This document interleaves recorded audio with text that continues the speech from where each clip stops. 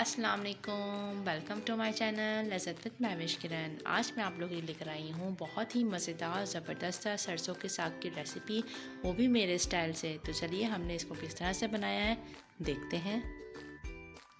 तो यहाँ पे हमने आधा किलो जो है यहाँ पे पालक ली है और आधा ही किलो हमने यहाँ पे लिया सरसों का साग। तो सरसों का साग जो है हमने सरसों के साग में पीले रंग के फूल होते हैं, वो आप ज़रूर निकाल दीजिएगा। अगर आप नहीं निकालेंगे तो सरसों का साग कड़वा बनेगा। और इसके जो मोटे मोटे डंठल होते हैं वो भी आप फेंक दीजिएगा। तो हमने इसको जो है बारीक बारीक काट लिया है और अच्छे से 3 से 4 दफ़ा पानी से हम लोगों ने धो लिया है। तो यहाँ पे हमें रख दी है एक देगची, इसमें हम डालेंगे पालक,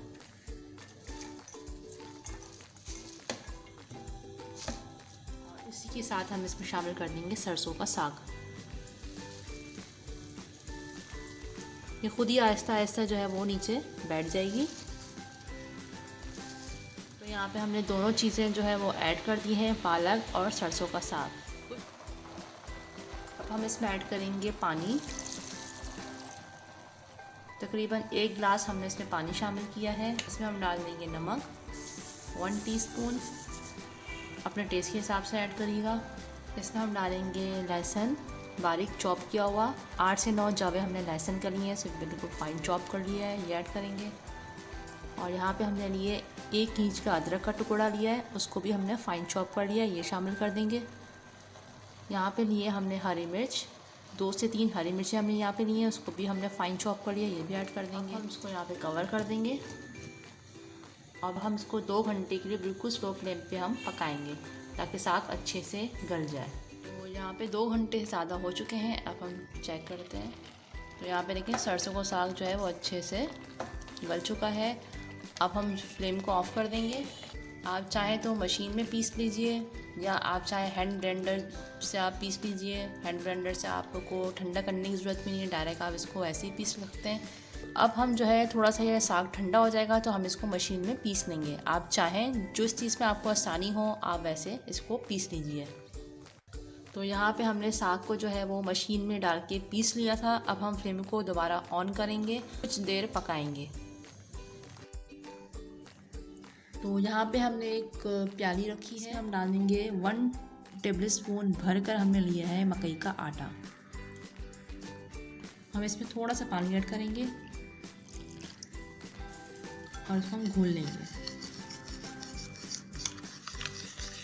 तो यहाँ पे देखिए हमने मकई के आटे को इस तरह से घोल लिया है और देखें बिल्कुल स्मूथ इसका टेक्सचर होना चाहिए, बिल्कुल स्मूथ। तो हम इस तरह से मकई का आटा ना डालते जाएंगे और चमचा चलाते जाएंगे।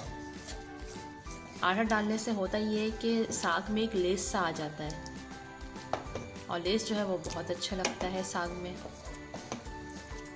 तो अब हम इसको तकरीबन 15 मिनट जो है स्लो फ्लेम पे पकाएंगे, फिर उसके बाद हम इसका भगाड़ लगाएंगे। तो यहाँ पे साग जो है वो बन के रेडी हो चुका है। अब हम इसका भगाड़ लगाएंगे। तो यहाँ पे हमने एक छोटा सा फ्राई पैन रख दिया है, इसमें हम डालेंगे मक्खन और थोड़ा सा हम इसमें ऑयल ऐड करेंगे ताकि मक्खन जले नहीं। थोड़ा सा हम इसे मेल्ट होने देंगे। तो यहाँ पे हम डालेंगे 7 से 8 कलियाँ लहसुन की। लहसुन को हम कुछ देर फ्राई करेंगे।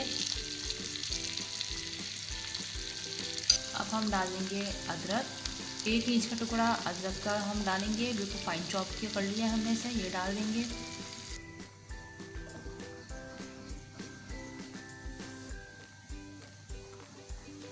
जब लहसुन में ब्राउन कलर आ जाएगा तो फिर हम इसमें साबुत लाल मिर्च ऐड करेंगे और कुछ सेकंड हम इसको फ्राई करेंगे।